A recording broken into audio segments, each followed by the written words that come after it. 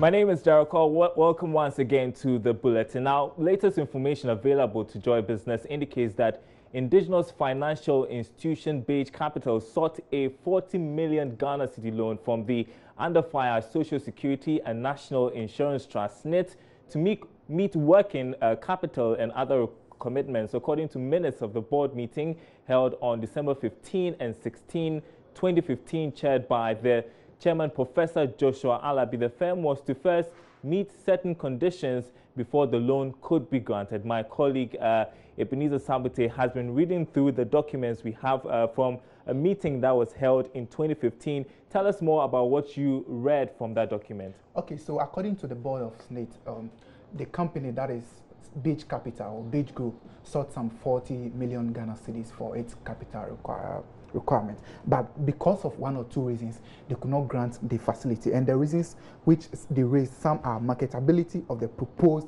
collateral to secure the facility.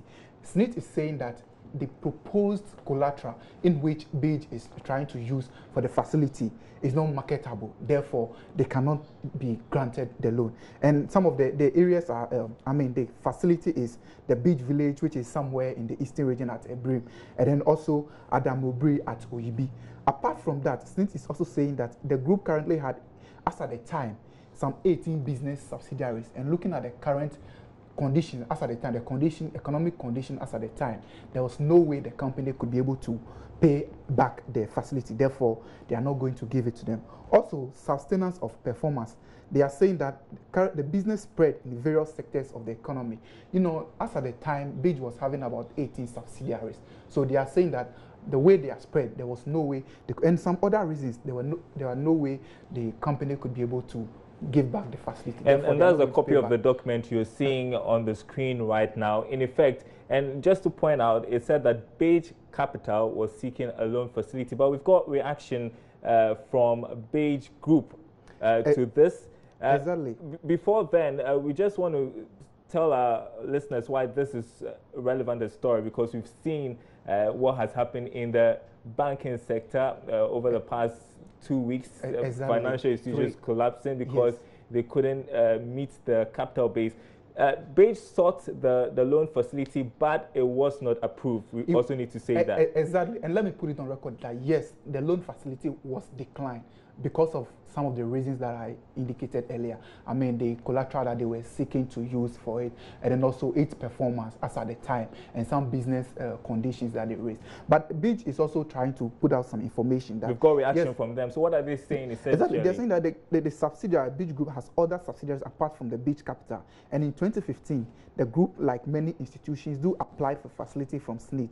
It was a medium-term debt intended to augment the working capital of the firm. And then also, it said that it is the Beige Group and not Beige Capital which applied for the facility. Okay, so they are issuing a disclaimer there, but we should also point out that the document we had mentioned Beige Capital and not Beige Group. Not Beige and we've Group, got exactly. Beige Group saying that, Beige Bank rather, saying that it was a Beige Group that sought the loan facility. But not Beige Capital. We all know that Beige Capital is now a bank, and when it comes to liquidity, there may be issues. Therefore, they are trying to, play it but safe. In essence, they're also admitting that there was a situation where there was a move. The group sought financial assistance from SNIT. Exactly. And let me say here that the reason why we even did that story was that, we saving a local firm. Look at the scrutiny SNIT went through. At the end of that lengthy scrutiny, they were not able to give the facility to Beige Group.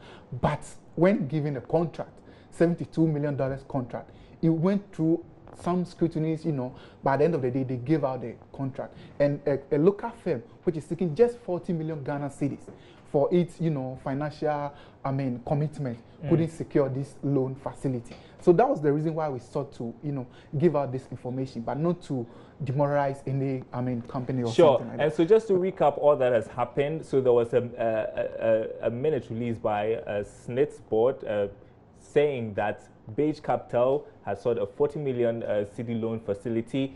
Now, Beige Bank is saying it was Beige Group that sought the loan facility and issuing a statement to that effect, but admitting that there was an instance where they sought 40 million Ghana cedis from SNIT. And of course, as we've been explaining, there has been a lot happening in the space over the last couple of weeks. We've seen indigenous financial institutions go down, and I'm sure they're guessing that this could send panic amongst their customers, so to speak. But that is the clarity we want to bring you now. Thanks very much indeed, Eben Sabute. Welcome. Now, moving on to some other event that has been taking place this morning. President Akufo-Addo opened the Africa Business Leadership Summit, saying that government is committed to create the right environment to promote businesses. We can watch BizOffice address at the summit this morning. Small and medium-sized enterprises, SMEs, make up over 90% of businesses worldwide and account for the majority of private sector activity in both advanced and emerging market economies. Ours is predominantly an SME economy, and the economic growth and development of our country depend on how well we nurture and support startups and the micro, small, and medium-scale enterprises to enhance their contribution to GDP, job creation, and exports.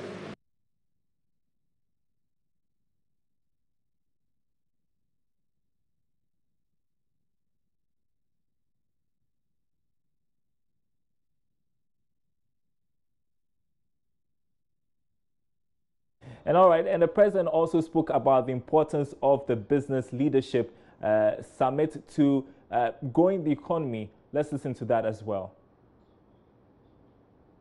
Enterprises, SMEs, make up over 90% of businesses worldwide and account for the majority of private sector activity in both advanced and emerging market economies. Ours is predominantly an SME economy, and the economic growth and development of our country depend on how well we nurture and support startups and the micro, small, and medium-scale enterprises to enhance their contribution to GDP, job creation, and exports. That event is being organized by the Action Chapel International, and people have issues when it comes to religion and business. Well, being successful at your business and remaining devoted to your religious beliefs can be a tough task sometimes, but Archbishop of the Action Chapel International, Nicholas Duncan Williams, believes it can be done. He's urging Christian business owners to apply Christian values in the running of their businesses. Now, he spoke to us ahead of the Business Leadership Summit, which is underway in Accra.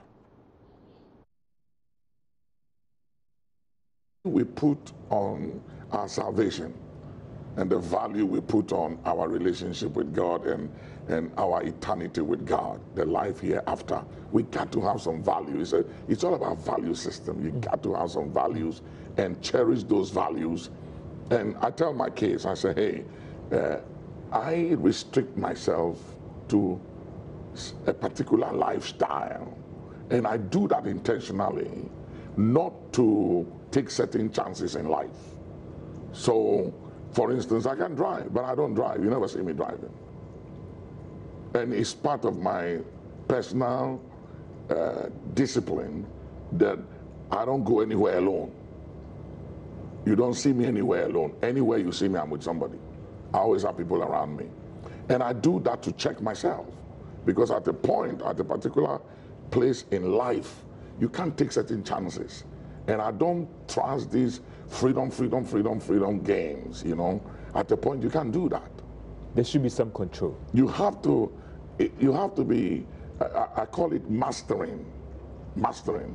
You have to be a master of your emotions, your circumstances. You have to be a master of your passion and your cravings. You have to master yourself, and you got to also know yourself. Papa, you're bringing TD Jakes. I mean, I watch his TV network, another very practical person as well, a strong believer and a leader as well. What is TD Jakes bringing on board this Africa Business Kingdom Leadership Summit as headline more? He's a kingdom leader, but he's also a business leader in America. He owns a lot of businesses. He directs movies. He has, I mean, all his books are bestsellers, and he has a lot of investments outside of the ministry. So it's not just a kingdom leader. It's a kingdom leader. He's also in business. I'm also in business. You know, I'm on boards here and outside the country, you know, and there are so many things I do here and there. I don't depend on church money. You know, I learned a long time ago not to depend on church money. So I can have the courage and the audacity to say what I have to say without fearing anybody's face. When you depend on church people and their monies, there are some things you can't say it. Turning to a Greek now, the fate of vegetable exporters hangs on the strings as their business position will be determined in 3 weeks by an European Union delegation. Head of the ministerial task force set up to monitor and address issues in the vegetable export system is confident that regulators have implemented a number of measures to ensure the ban is overturned.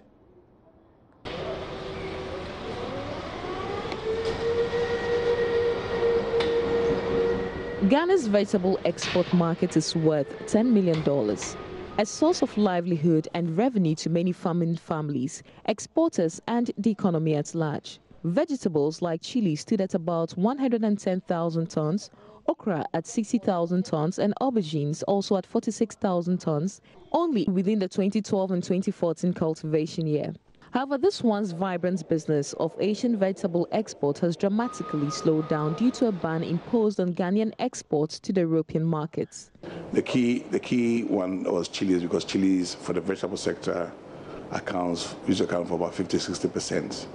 And you know, chilies, they are predominantly grown by our smallholders. So what has happened is that this ban on chilies has affected the livelihood of a lot of smallholders who produce chilies and get into the supply chain of exporters. So it's been quite bad. Between 1st January 2012 and 13th April 2015, EU member states notified a total of 735 interceptions from Ghana. 670 of these interceptions were due to the presence of harmful organisms, whereas the remaining 52 were mainly due to non-compliance or missing phytosanitary certificates. Subsequently, chili peppers, aubergine, gourds and some vegetables from Ghana no longer had a place on the European markets. A full ban was now in enforcement. Years of investment into vegetable business came crumbling down. We've been lead exporter a few years running, and we had revenue in excess of $1 million at the height of the business. Currently, we're barely doing, in the first year of the ban, we did less than 150 tons in that year, which is basically like about 10% or less. You know, about 10% of what we used to do previous to that. So that's how, so essentially we've lost about 90%, at least 90% of revenue. A key proposal was made to ensure that a system for documenting the relevant procedures and maintaining records will be in place, allowing the traceability of phytosanitary certificates. One of the critical things we've done is to put in what we call a standard operating procedure, SOPs, at our exit points. That clearly spells out how the whole export system has been set. So everybody's clear on the rules. We've got a lot of stakeholders in this thing. So the SOP basically lays out the pathway as to the rule for each of these stakeholders mentioned. We've also, with support from our donors and also with government support, provided necessary tools for the inspectors to work with. That is microscopes, hand lenses. We've also set up systems and provided quite adequate logistics and infrastructure for them to work and adequately inspect this produce properly. So these are some of the things that we have done. At the ports, cargo handlers like Swiss Ports say they have adopted new and advanced perishable handling facilities to ensure a safe transportation of perishable foods. We've invested into Swissport, which is to efficiently handle and maintain the integrity of the cargo. So by doing that, we can tell the GSAs or the airlines that we are able to offer that service and make sure that the product is maintained at all times during loading or offloading of vehicles and so on and so forth. This cargo is live fresh flowers that are going now to Amsterdam on KLM tonight. So once the security staff inside the X-ray room get the actual documentation, the IDGs like I had mentioned earlier, this cargo then will be instructed for my guys to X-ray it. Once it is X-rayed, on the other side of the machine we have a unit load device which is the airline equipment where we will load it onto it, secure it, and then it'll go for loading to the aircraft. However, exporters and pack houses remain nervous about losing a grip of their markets as the nation awaits for the ban to be lifted. We know that there are other countries that never used to produce Asian vegetables that are currently producing Asian vegetables. Granted, we have a bit of a competitive advantage because of the quality of what we produce, but it's still, there's price, there's other things that you need to compete with. So a big issue is if this isn't done quickly enough for us to get back into the business and carry on competing, there's a likelihood we can lose ground, some ground permanently. Nonetheless, the Ministry of Food and Agriculture is confident that the ban will be overturned come September as the EU delegation come for another audit. It's possible for us to make $20–30 million annually from just these few selected vegetable crops if we do it well. So the potential kind of money potentially that we can make as a country. And I think that I'm hopeful that with the hard work put in by my colleagues, people as the task force, which I happen to chair, I think we'll see a turnaround. On September 12, Ghana would either breathe a sigh of relief or go back to the drawing table to improve upon its standards. Ghana will need the $10 million to shore up its export figures and widen the trade surplus. And September 12 is just 11 days away. We'll keep our eyes on that story for you. Now, electricity is critical to everyday activities of both individuals and businesses alike. For residents of Katapie in the Ahafano North District of the Ashanti region, it remains a wish. This has, however, created a huge business opportunity for one person. The situation has created a thriving mobile phone charging business in the town.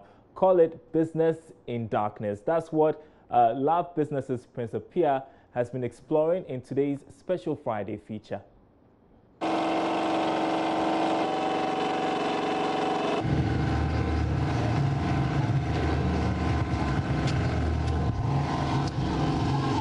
The absence of electricity here at Kakape affects everything, including the use of mobile phones.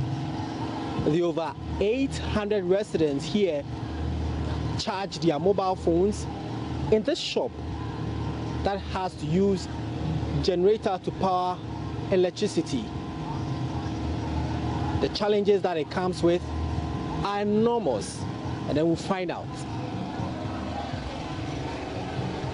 35-year-old Katape resident DK Emmanuel, as he prefers to be called, cultivates plantain, cassava, and other food crops. Farming is not his only occupation. He runs the only shop in the community of just over 800 inhabitants. Ima has been doing this business for 6 years.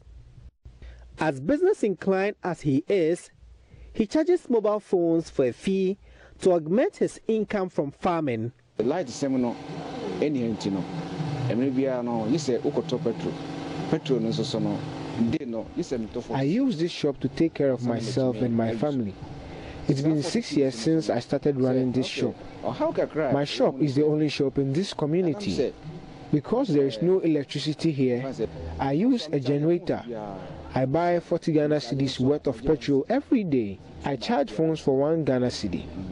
Commuters from nearby villages during market days often charge their phones here. I charge all sorts of phones. I charge averagely 40 phones a day. When customers bring their phones, I write their names on them. For those in a hurry, I use a special charger that charges it faster.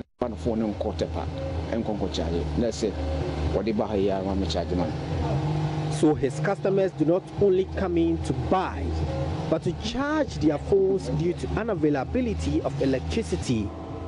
Ima's service attracts clients beyond the Katape community. It extends to other towns who also charge their phones at his place during market days. I pay 1 cedi for my phone. I don't charge my phone in the house because I don't have electricity. And I also don't have a charger. Also generator for anytime battery. We come here every time to charge our phones. In Tepa, they charge 1 cedi. Though he uses his generator to charge our phones, he still takes only 1 cedi. And now sympathy over my end, also 1 cedi. Ima is able to charge an average of 40 phones a day. Beyond the returns he makes, charging people's phones comes with challenges that gets Ima worried. But some clients intentionally bring phones without batteries in them. If you take such phones without checking, owners demand their batteries from you. I am very vigilant now. Meanwhile, private firm Blackstar Energy is providing solar-powered electricity to the community. Richard Arthur is Director of Engineering and Construction. It is a 14.8 kilowatt system, DC, and a 9 kilowatts AC system that is built for the community with a total household of 150 and over. But currently, as we do the turn on today, 90 households are going to get connected because they have been able to wire their houses and they are ready to receive electricity. Inception of electricity means his phone charging business will be affected. But Ima believes it will rather address the challenges he and his clients face. Well, if they are able to bring electricity here, it wouldn't affect me because I wouldn't have to buy much fuel as I used to. Even if I'm able to get to 10 Ghana cedi a day, it's okay with me.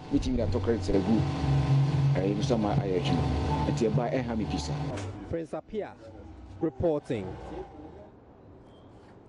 An innovative farmer there. Well, speak of innovation, the importance of innovation in all sectors of the economy cannot be overemphasized, especially in the financial sector. The world has seen technological advances geared at making the banking experience faster and easier for customers and bankers.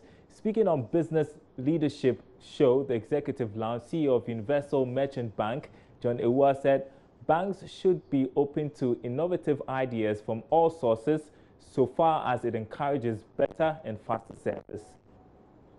Sometimes we think we are the smartest people in the room, but maybe the smartest person is the one at the gate.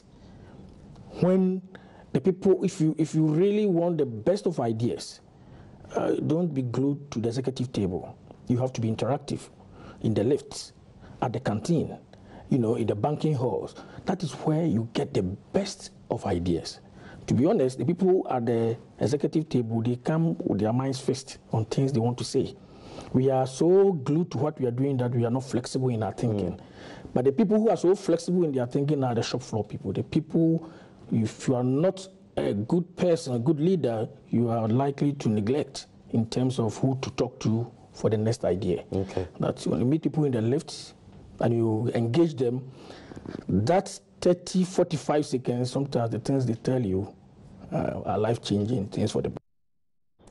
And the full episode of the Executive Lounge airs at 6 p.m. on Saturday. And that will be it for The Marketplace. It was great to have you as company.